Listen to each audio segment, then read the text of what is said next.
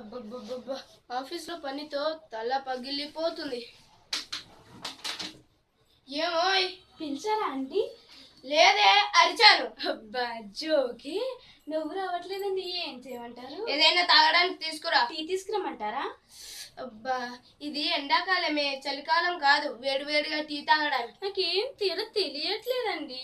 ఇంట్లో ఏసీలో కూర్చున్న నీకు ఎలా తెలుస్తుంది? నాలా బయటకు వెళ్ళిరా, తెలుస్తుంది. అమ్మో, ఈయనతో వదిస్తే డ్యూటీకి వెళ్ళమంటాడేమో. అసలు ఈ మధ్య పక్క చిక్కుపోయాను.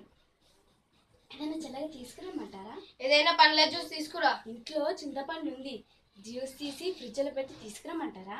ఏంటి, చింతపండు జ్యూసా?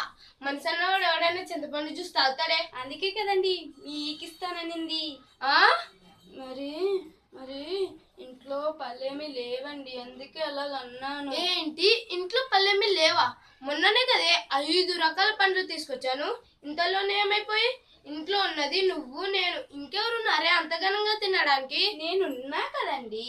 ఏంటి, నువ్వు ఒక్కదానివే అరటి పండ్లు డజను, యాపిల్ డజను, దానిమ్మ డజను, కిలో గ్రేప్స్, కిలో సపోటాలు, ఇన్ని రకాల పండ్లు ఒక్క రోజులోనే తిన్నావా? ఏ వంట చేయడం మానేసి అదే పని మీద ఉన్నావా ఏంటి? లేదండి, వంట కూడా చేస్తున్నా. ఆ అంత ఘనంగా ఎలా తిన్నావే? ఎలా అంటారా?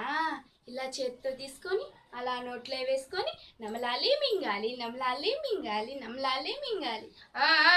ఇలా నమిలి అలా మింగావంటే నేను నెలకొకసారి లారీలతో సరుకు దిగమతి చేపించాలి. ఏమనుకున్నావు? నేనేమి అనుకోనండి, తెప్పించండి చూద్దాం.